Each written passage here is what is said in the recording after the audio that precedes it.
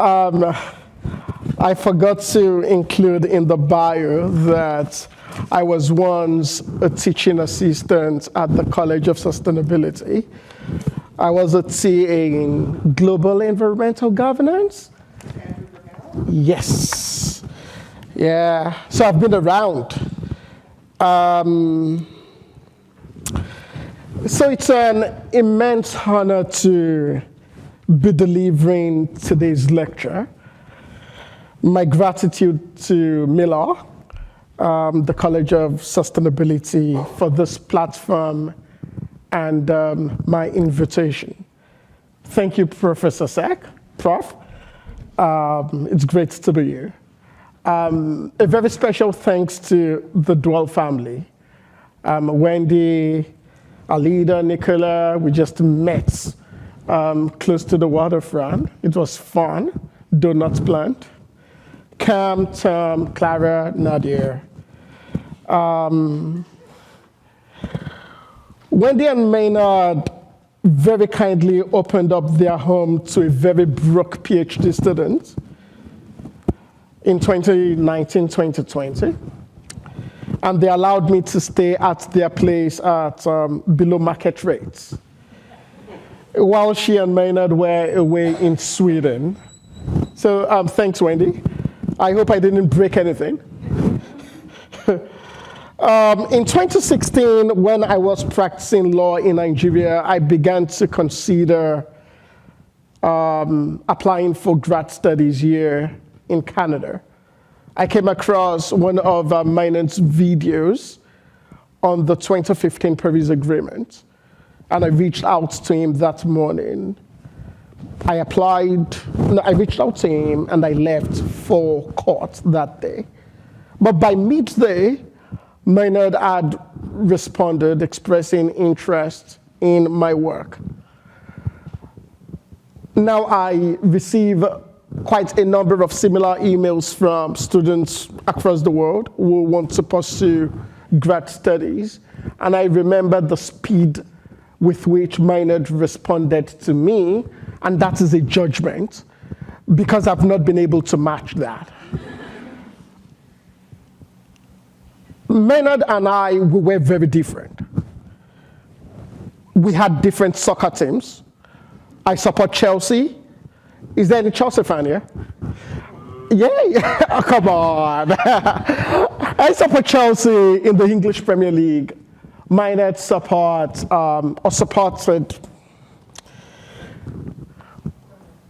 Borussia Dortmund in the German Bundesliga. Another difference, I support Edmonton Oilers. We played tonight. Maynard certainly didn't support Edmonton Oilers. And Maynard had this very trademark eyebrow waggle whenever something mischievous happened. I don't have that waggle, like he goes. But more importantly, Maynard and I, we differed in our emphasis on climate change law. Maynard emphasized effective policies. He wants effective climate policies, policies that work. I emphasized equitable climate policies, justice, just transition. But over time, after 5 years, we converged. We realized that for climate laws to be effective, they must be equitable. And that ineffective climate policies will eventually be inequitable to present and future generations. And this convergence informed a work we did together in 2022, which was then published in 2023. And I quote a part of what we wrote in that work. Meaningful participation is particularly relevant to the integration of climate change into impact assessment, as it is a site for respect and recognition of rights and interests transformative learning for all stakeholders, collective and cooperative action, legitimacy of interventions, and adaptive management. Central to that 2023 publication was the problem and is the problem of illegitimacy in climate laws, an issue I will explore today. What I will do is I will give an overview of the current state of climate change and climate laws in Canada and globally. I will introduce a conceptual framework. How do you think about illegitimacy? And what do we do about that? Earlier this month, I had a community engagement event in rural Alberta. I will draw anecdotal lessons from that community engagement on how to think about the issues of legitimacy and dealing with the problems of illegitimacy. So in January of 2025, the world witnessed the warmest January on record. It was 1.75 degrees, higher than what it should normally have been. And the last 3 years, 2023 to 2025, have been the hottest on record. I know because I now have an air condition in my house. I shouldn't need that in Edmonton. But 1.75, I hate the stuff. Like 1.5 degrees Celsius, what does that even mean? The world should aim for 1.5 degrees Celsius, average blah, blah. What does that mean? It is more than a number. It means a drier climate. It means more severe drought and food insecurity in Africa. It means real people losing their history and their homes. It means very serious and severe hurricane like Hurricane Melissa, almost still ongoing in the Caribbean. Multiple countries affected. It means real people losing culture and history. It is more than a number. It means life-threatening heat waves in Africa. How about here in Canada? 1.5 degrees Celsius or more. What does that mean for us? It means more destructive and uncontrollable wildfire seasons. And you've experienced it here in Nova Scotia. It means melting permafrost in northern Canada. Catastrophic flooding here in the Atlantic. It means droughts in the prairie. It is more than a number. Serious life-changing consequences from climate change. But if it's that serious, shouldn't we be treating it very seriously?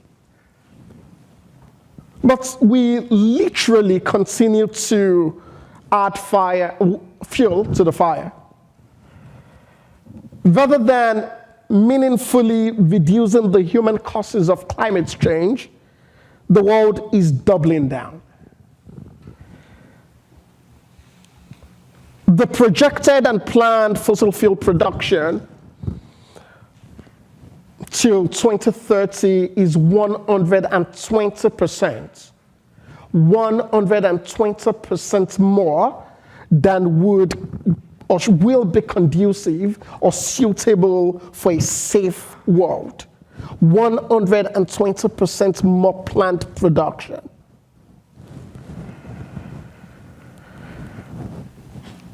And Global coal demand, there was a time we thought global coal demand was in decline and people aren't using coal anymore. But 2024, 2025, and it's projected that in 2026, the demand for coal would be the highest on record. Like, what are we doing?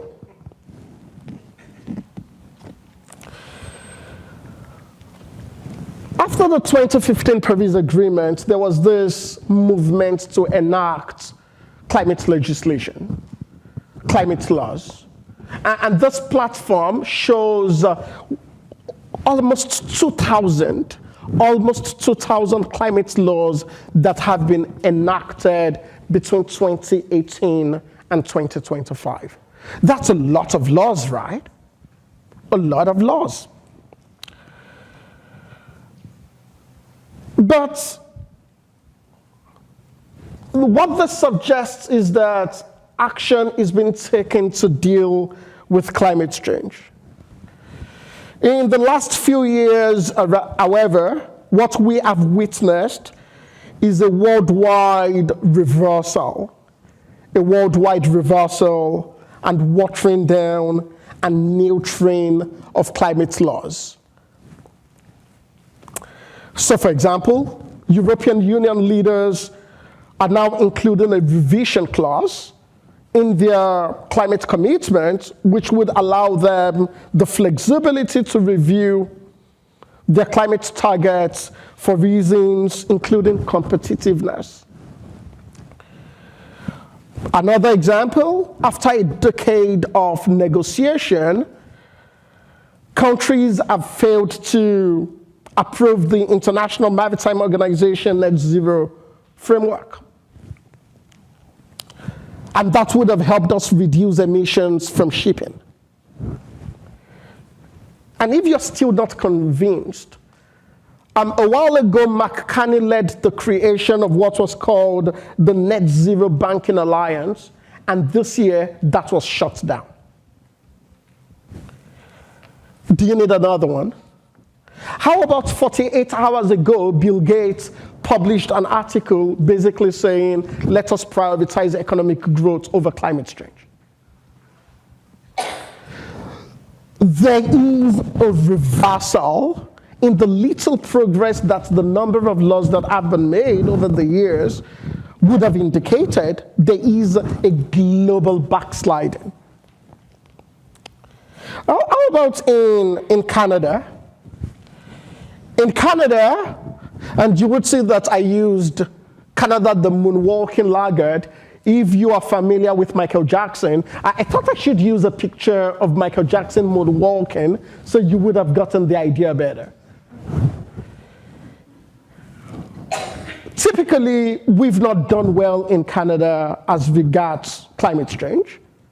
But even the little we've done, we are reversing. Carbon tax, gone. The zero vehicle mandate, as good as gone. Pipelines, making a comeback. And just recently, the Carney government said, well, we don't believe in climate objectives anymore. We just want to emphasize competitiveness now. We are backsliding.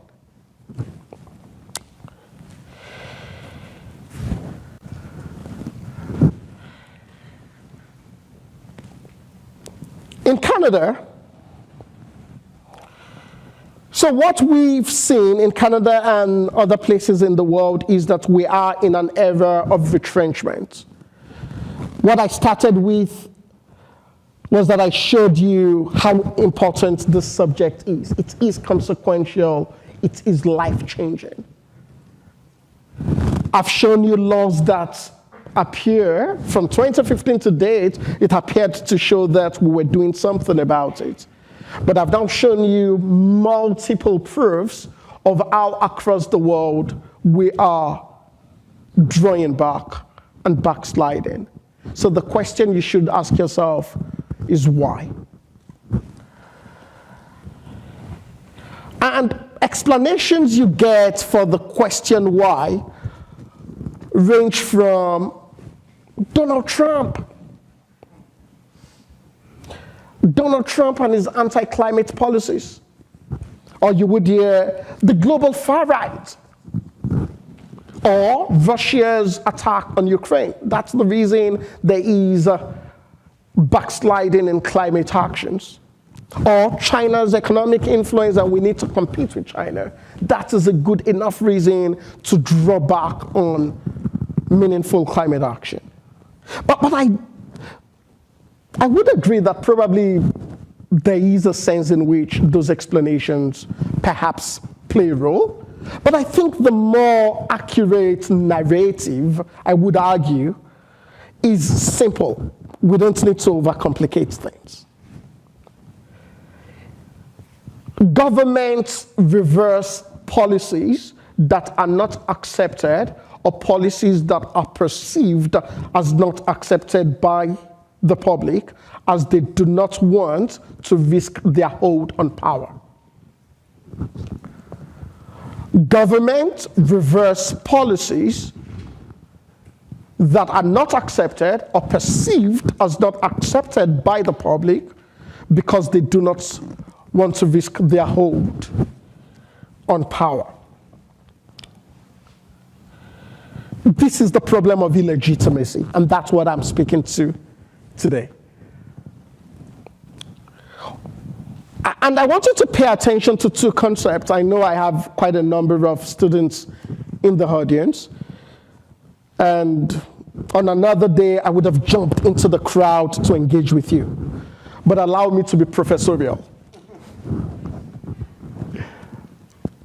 I want you to think of two concepts, legality and legitimacy. And the point is that legality is not legitimacy.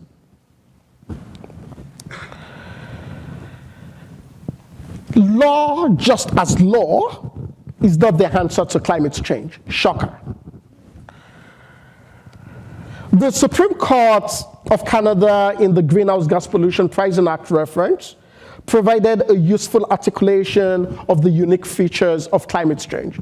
The Supreme Court mentioned three things. One, climate change has no boundary. Emissions have no boundary. Number two, the effects of climate change are not directly linked to the sources of GHG emissions. Number three, no province, territory, or country can address climate change on its own. Okay? In sum, if you can't remember the 3 points, the Supreme Court said climate change is a global crisis.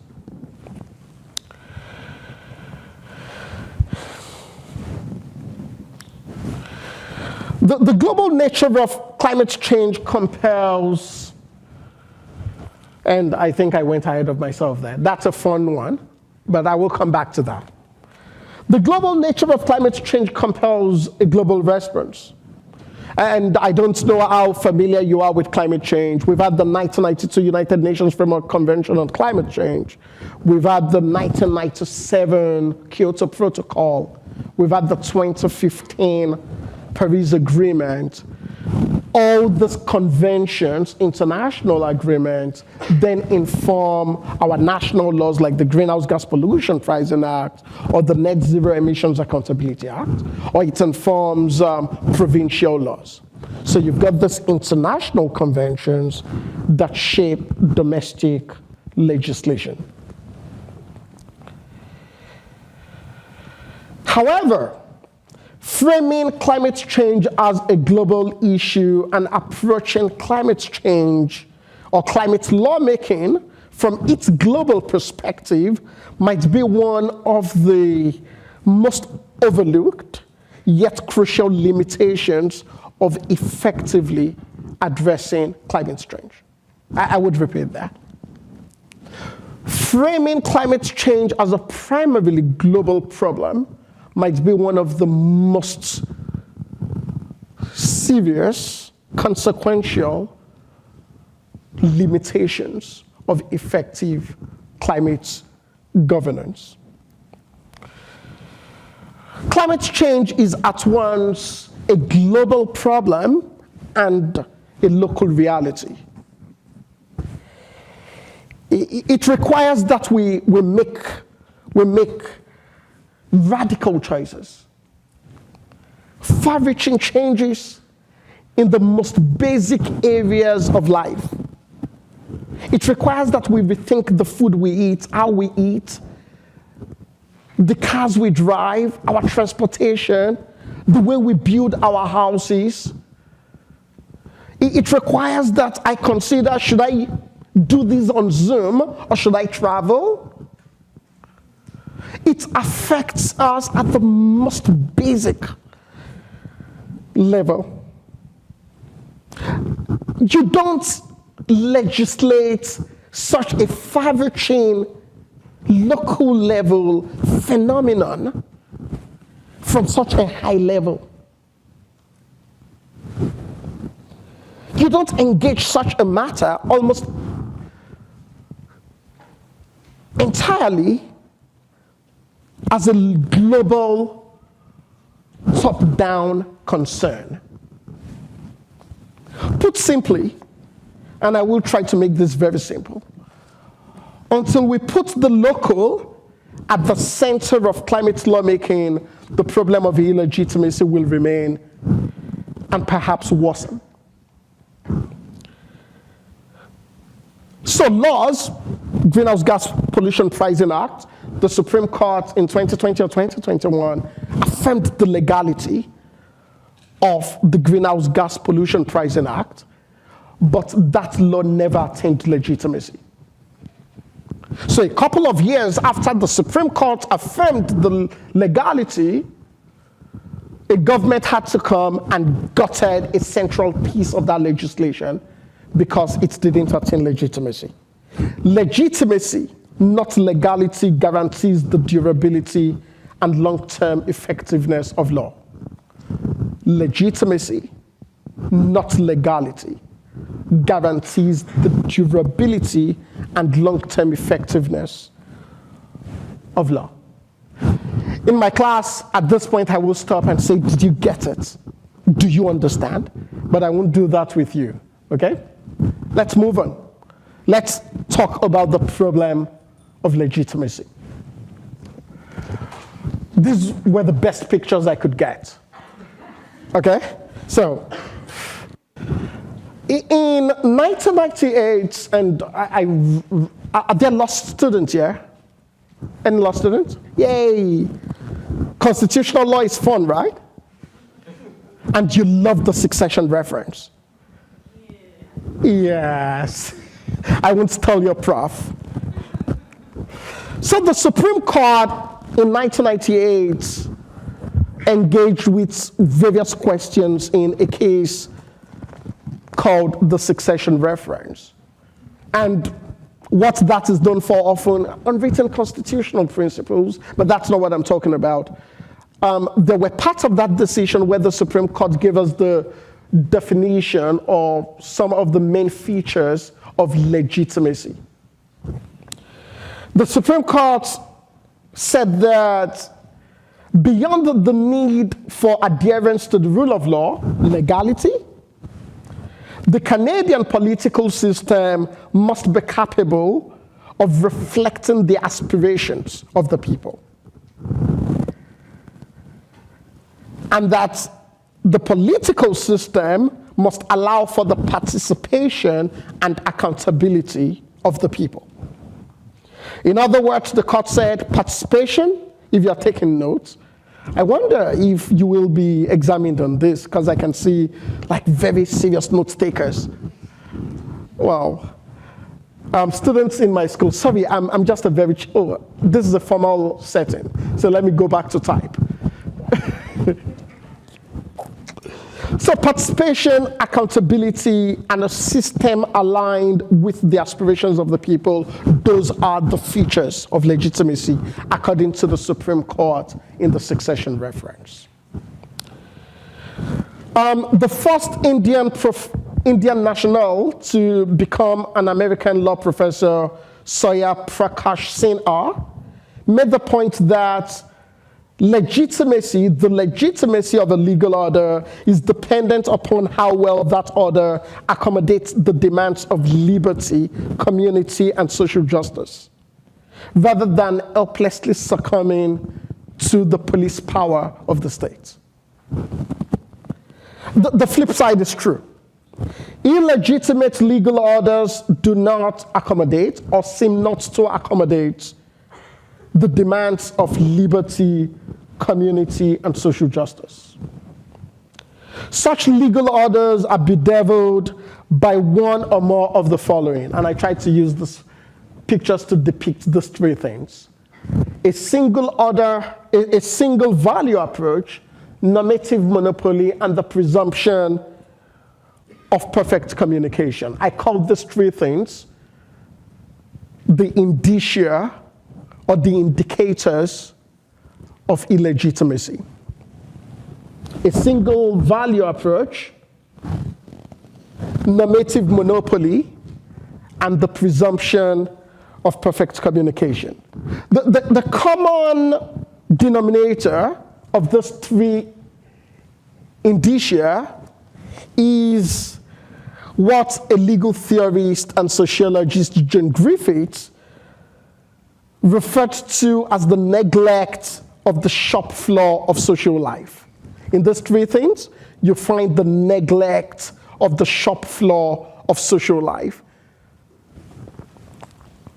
Griffiths argued that the social working operation or even acceptance of law depends upon the mobilization of legal rules on the shop floor of social life. In the context of law, legal theorists have described something similar in the context of the expressive function of the law. So let's return to the three indicia of illegitimacy. And I will speak to the three indicia, or if you like, I used ChatGPT for this. Don't write a paper with it, but it's good for this. So let's speak about what these three things are about. At the heart of the single value approach is the assumption of the right answer. It assumes that conflicting and diverse values and interests can be justified under one truth. And diversity can be reduced into one approach. Instead of being subjected to multiple assessments and judgments considering their contextual factors. Climate change is a global issue, but its impact and perceptions of measures to address it are shaped by distinct local realities. A single value approach conflicts with this feature of climate change. In Canada, as in many other jurisdictions, for example, carbon pricing is essentialized as the quintessential climate policy. And I would have referred you, and I won't trouble you with this, with the story of how we came to have the GGPPA, the Greenhouse Gas Pollution Pricing Act. It began in 2016. I said I won't bore you with it, but I will. It began in 2016 with the Vancouver Declaration.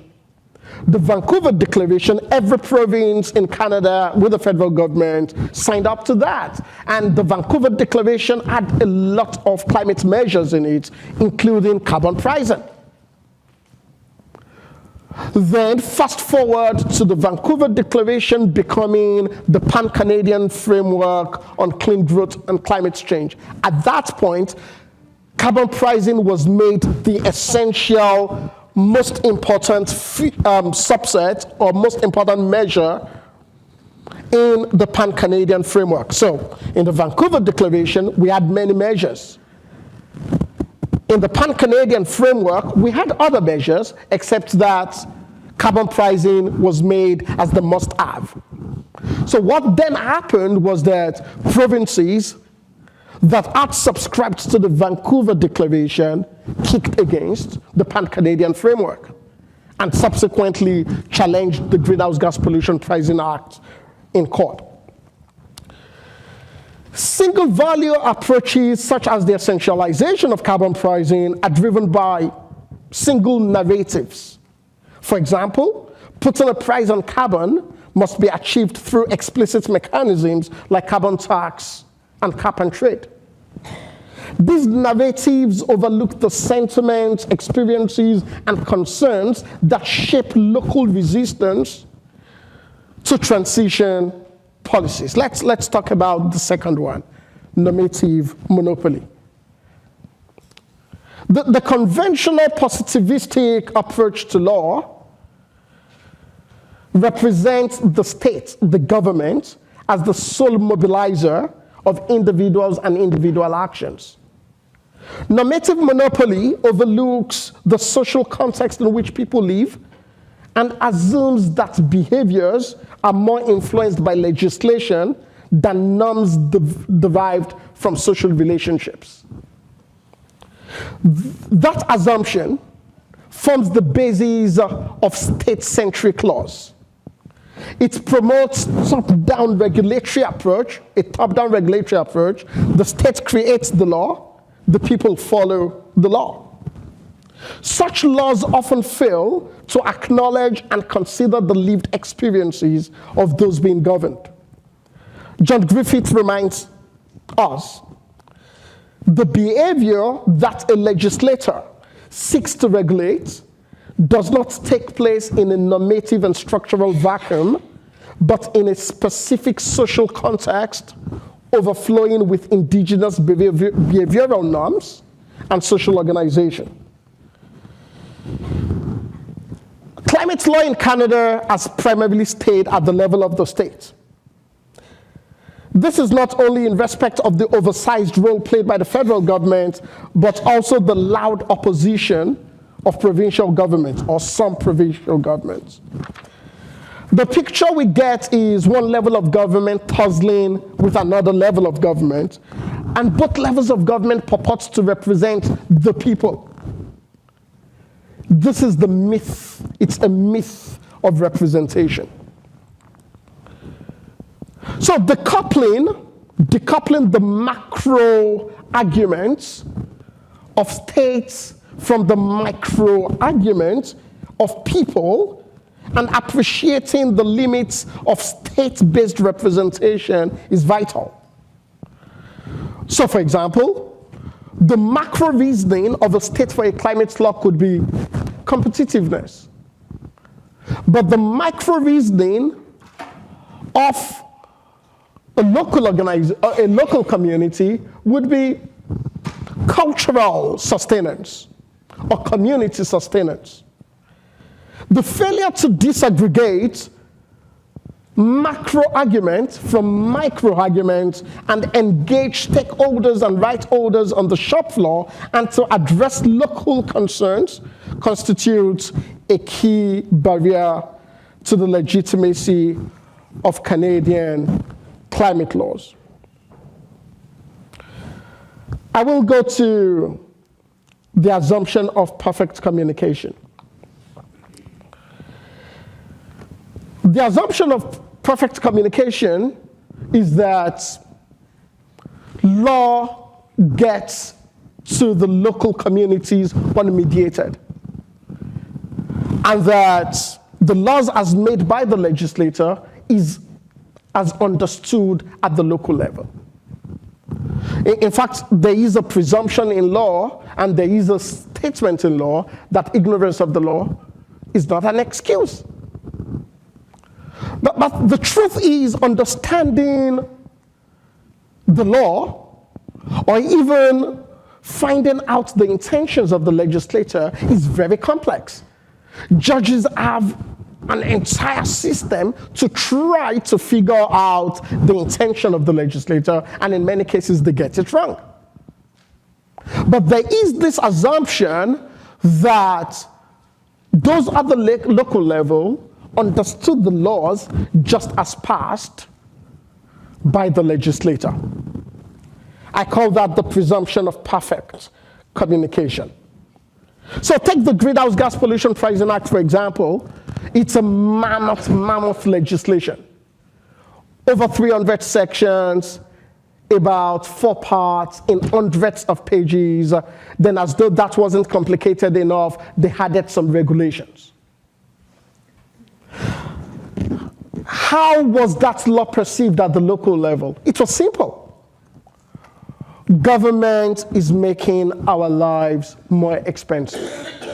And it didn't matter that government had a rebate mechanism as part of that law.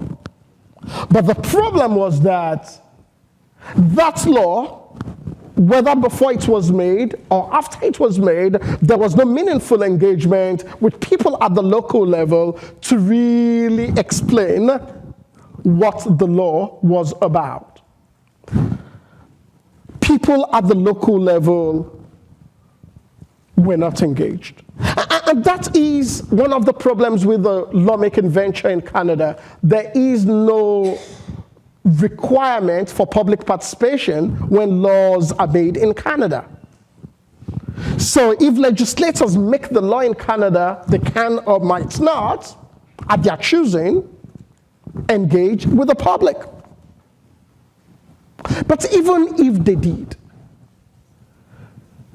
there is a problem with laws just passed and assuming that people understood the law that has been passed. It is a problem of assuming perfect communication. So this is what I call the 3 indicia of illegitimacy. So how do we move away from this? How do we move away from this? The process of climate lawmaking must become more devolved and participatory. Acceptance of and compliance with laws are best guaranteed through meaningful and inclusive participation. The most important debates are the debates on the shop floor, not on Parliament Hill. They are the debates in the small towns and small cities, not in Halifax or Edmonton or any other provincial capital. The behavioral and cultural shift required by climate change necessitates a shop floor alignment of legislative processes. For climate change, indirect representation must incorporate elements of direct representation and deliberative democracy. Elsewhere in the world, we are seeing a response to the clarion call to address the problem of illegitimacy. So we have multiple local level climate assemblies all through Europe. England, Scotland, they've constituted climate assemblies. Scotland, in fact, has included a mandatory requirement for a citizens' assembly in its climate law.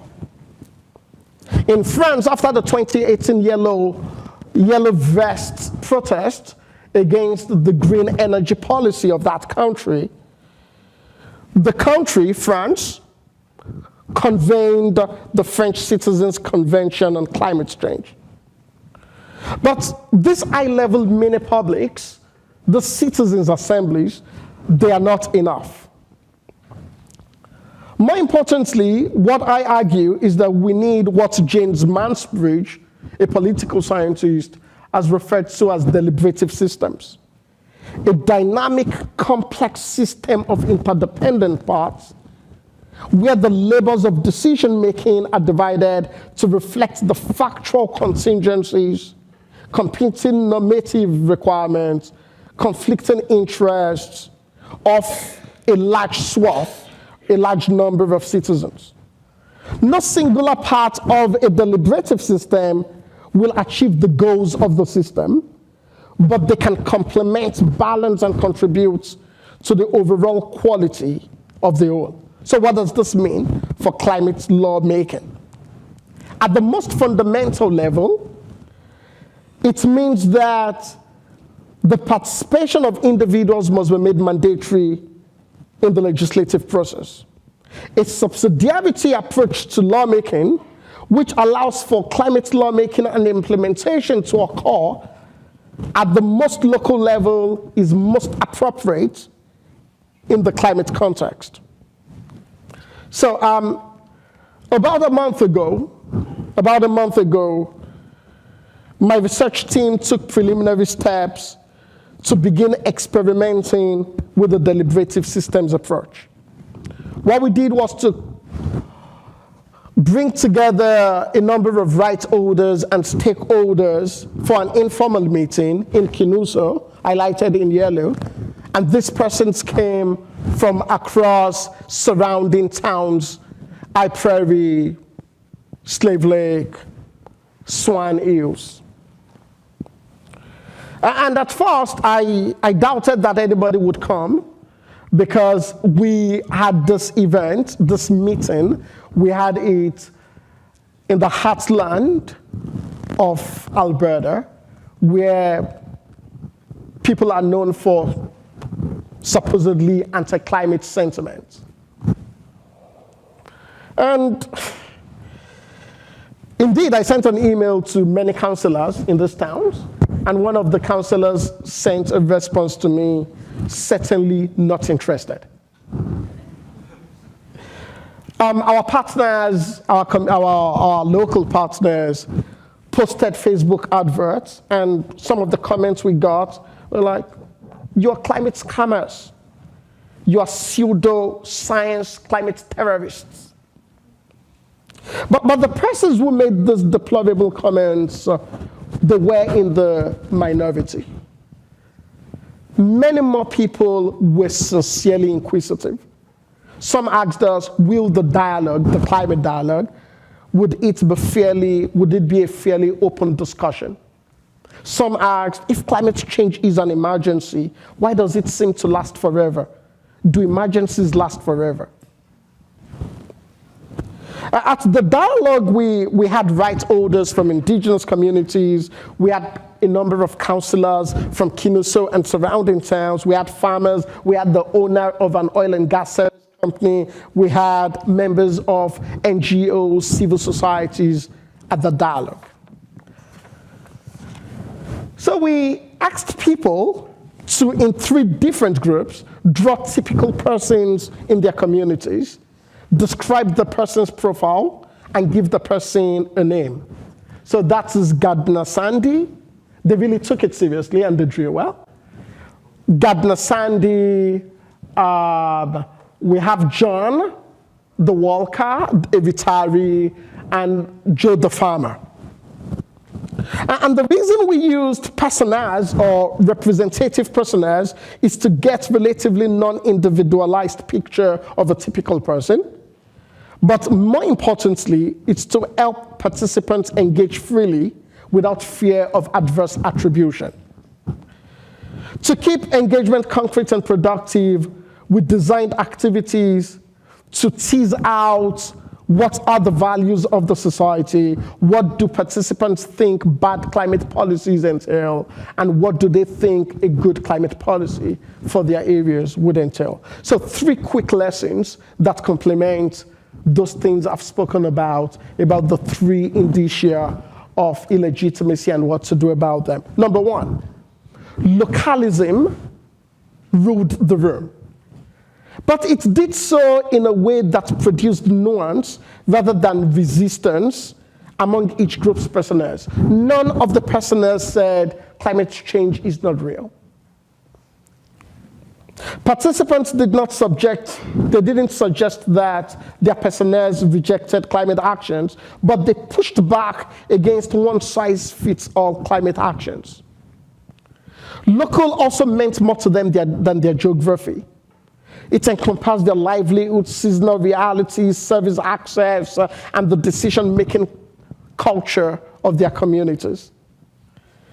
What we learned, when a policy feels local and co-owned, their personas seemed more open to the climate action.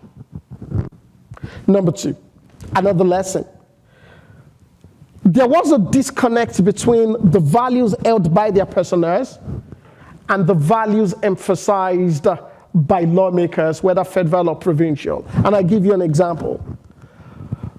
Many of the personers emphasized respect for indigenous rights. Many of them emphasized conservation efforts, but none of the personers mentioned efficiency. Now, for those familiar with climate lawmaking, efficiency is critical to the provincial or federal lawmaker. But none of them mentioned that. So we found a disconnect between the values emphasized at the local level and the values emphasized by our lawmakers. The third point, the dialogue revealed the complexity of climate change and community members' perception of it. Participants including indigenous rights holders, stakeholders from environmental organizations, and I've mentioned this before. But the differences in their opinions on what constitutes good and bad climate laws across various sectors was also evident, but they managed their differences incredibly well. None of them, the groups did not agree on the oil and gas sector, surprise, surprise, but they agreed on the need to conserve and preserve nature in response to climate change. A place-sensitive climate law for the Slave Lake region that focuses on nature-based solution might be more acceptable to the residents of the Slave Lake region than other policies. Now, these are anecdotal findings. It is not from a formal, organized study. But they are pointers to some of the things we had discussed earlier on.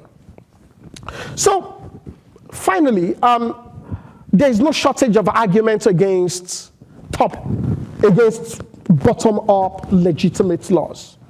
For one, such bottom-up laws are tough to craft, slow to develop, arguably costly, and potentially very susceptible to compromises required to resolve conflicts. But the alternative has failed. Top-down climate laws have failed. Climate legislation and litigation are essential, but we cannot legislate or litigate ourselves out of the climate crisis. The likelihood is that if Maynard were here today, he would agree with some of the things I've shared. He would disagree with many of the things I've shared. For example, he would probably disagree with my position on carbon tax and carbon pricing. But I think he will agree with the central thesis of today's presentation. Our current political and legal systems do not align with the nature and demands of climate change. I conclude with Maynard's 2018 reflections on what it describes as decades of climate policy failure in Canada. And he noted in his characteristic straight-talking and succinct style, the lessons of the last 20 years go well beyond climate change.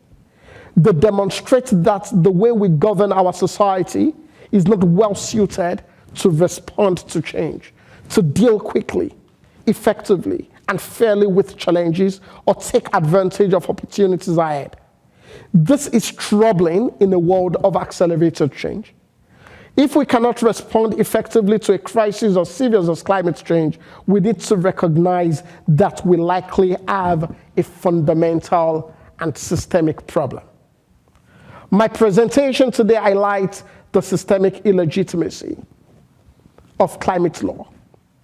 I hope that the ideas I've shared will spark impactful conversations on how to address the problem of illegitimacy. Thank you.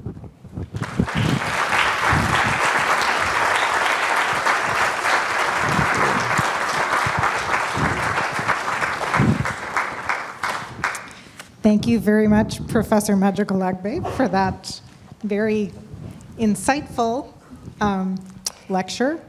And we had discussed me having some questions prepared for us to discuss, but in light of the time, I'm actually wondering if we should maybe start with seeing if there are any questions from our student participants. Maybe you'll take the other mic? Okay. And then, if we have time, I'll follow up with you on some of the questions that I have. So Emma's right there. Okay. So, any questions from the room to start us off? And Emma's got to run all the way. We're grateful to Emma Peckham for being here to help us out. Some mic running. Great. Omo ikokilo shele. Shalafiani. I'm going to ask you a deeper question about the illegitimacy of the law. We live in a colonial place called Canada, which I think is the root of the problem. It's colonial capitalist systems that have not been respecting nature since the beginning. And then if we go to Nigeria, it's also colonial creation with systems that are not respecting the lives of the indigenous people that are within the territories, whether that the territory be called Nigeria or that territory be called Canada. So my question really is about the legitimacy of colonial law, and if we are pretending that a criminal enterprise called Canada is actually legitimate, and if that is not actually the root of the problem. It's something I'm pondering about, and I'm wondering what your reflections are, both in the Canadian context and in the Nigerian context. Thank you. Well, we've all been pondering on that for centuries, eh?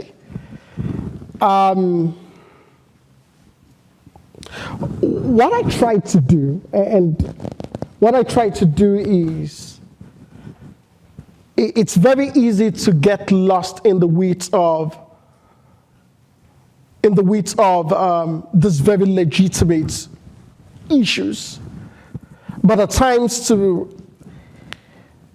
very concretely deal with certain problems, it might be important to, in a sense, isolate the problem and then deal with the problem as simply as you probably can. So what's the alternative? The world is burning. Do we forget the fact that the world is burning and we latch on to this fight that we've been in for centuries?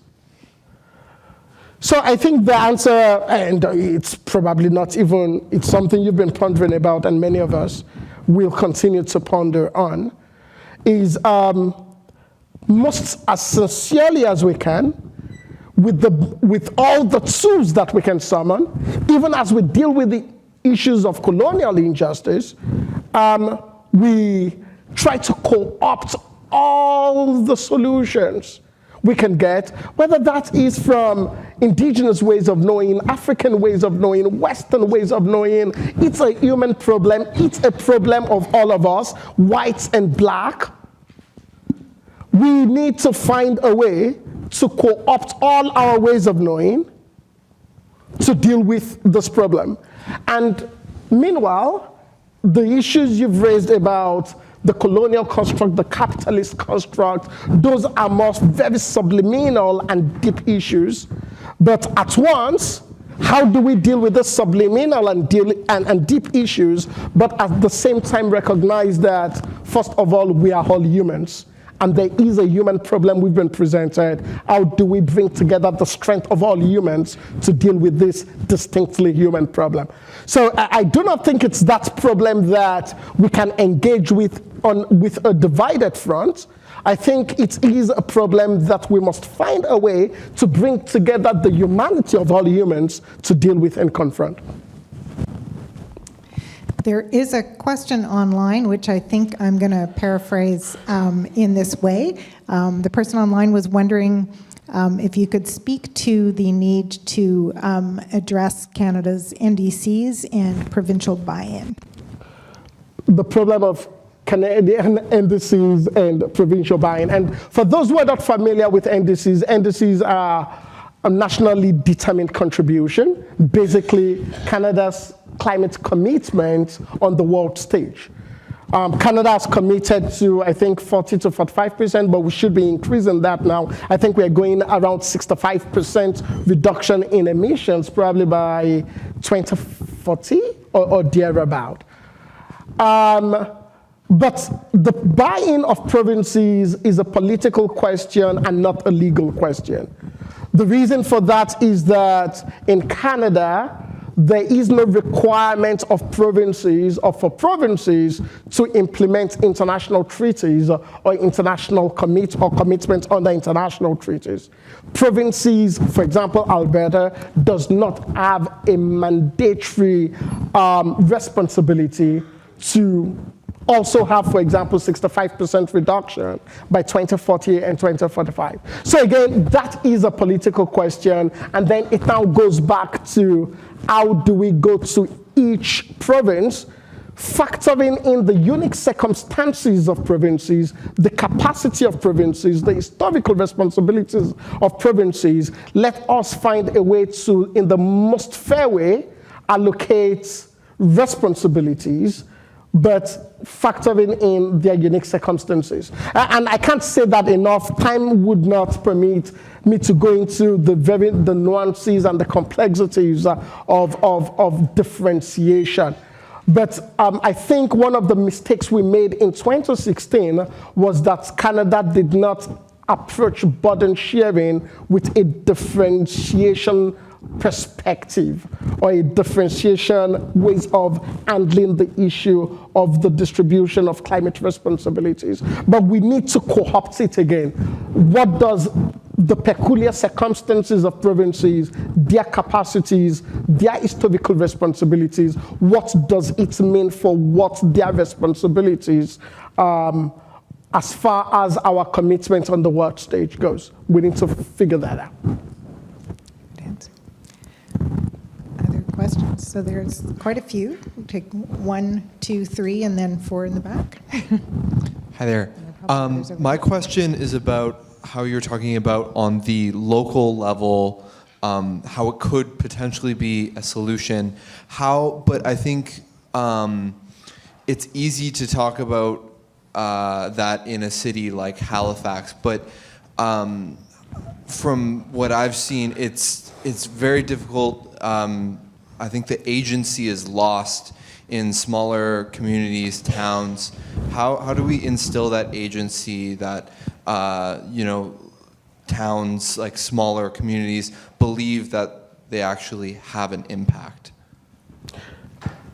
Great question. And I gave you the example of Kinuso. When we got to Kinuso, what I started out with was that as far as these engagement or that engagement was concerned, I wasn't the know-all expert. I know a bit about climate change, but they knew more about their values, their identities, and their history.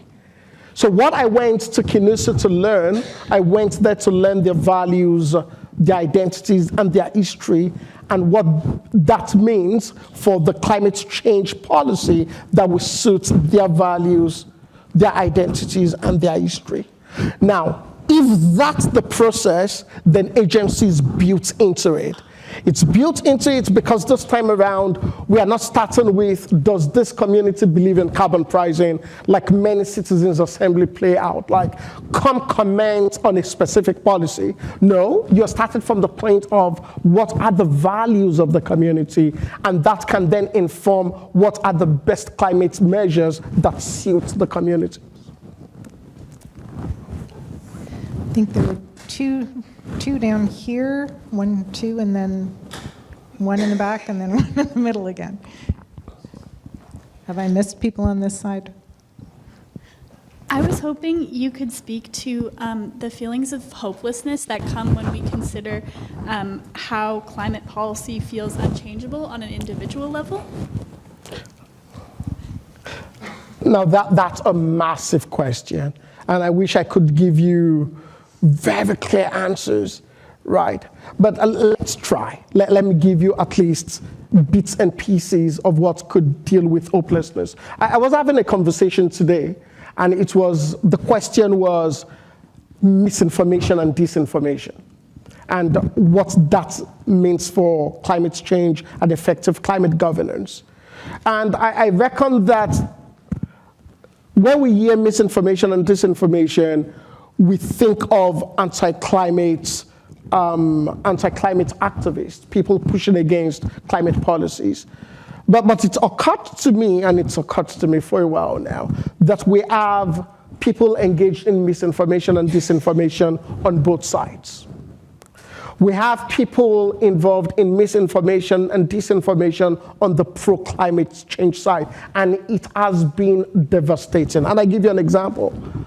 In 2018, the special 1.5 degrees Celsius report was released by the Intergovernmental Panel on Climate Change. That's the foremost scientific body on climate change. And essentially, they spelled out the projected different temperature rise level and the adverse impact of it.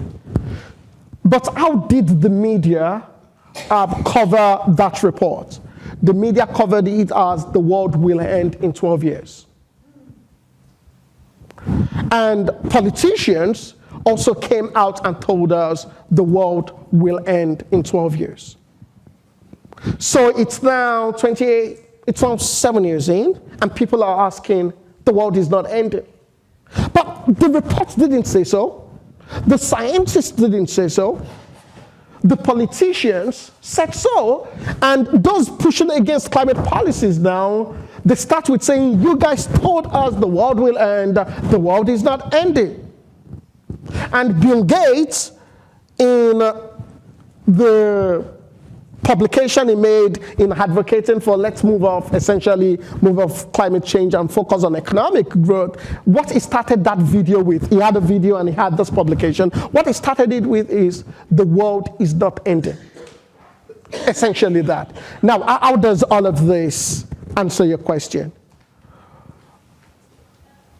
As much as you can, get the actual reports, okay? And in the actual reports, the impacts of climate change are very consequential and devastating, but there is a world of difference between what is contained in the actual report and what informs or fuel climate hopelessness, like the world is ending. Okay? And then in the report, you would also see the measures that can be taken. And perhaps you can find a place for yourself. They are very complicated reports, but for example, the IPCC assessment report has something called the Summary for Policymakers, which is easier to read.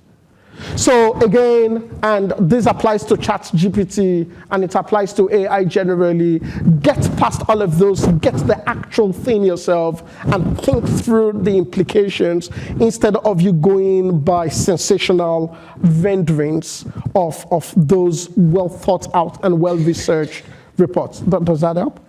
Yeah.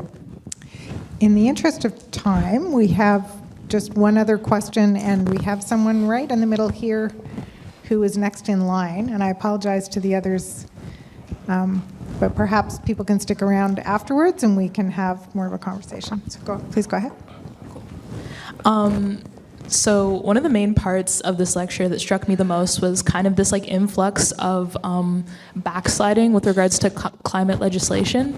And so like in Canada, municipalities are like an order of government that fall outside of the Constitution and in turn like are arms of the provinces. And if like local governments, like you said, are crucial in like forming and negotiating more legitimate climate policies that account for like the dramatic lifestyle changes that climate action like requires, would a constitutional like entrenchment of municipal powers maybe like increase sovereignty with regards to legislating climate action, would that be one, appropriate, and two, like productive? Constitutional, and great question, Walton. Constitutional entrenchment of anything helps nothing, sorry. Okay? Yeah. But I think you hit a very important point there on the participation and the role of local units, what I call, or what others have called, the shop floor of social life. And don't confuse that to mean municipalities. They are not the same thing. I mean the labor unions. I mean the agricultural community, societies, the ag societies. I mean the baseball. Oh, is Blue Jays, are the Blue Jays playing today? I mean very basic units at the local level. These units at the local level are the ones that mediate the communication of laws. They are the ones that inform what members of the local units think about laws. So what we are talking about is the bottom-up building of climate laws. And why does this matter? And let's see if I can close it with this. And thanks for cueing me like I planned this.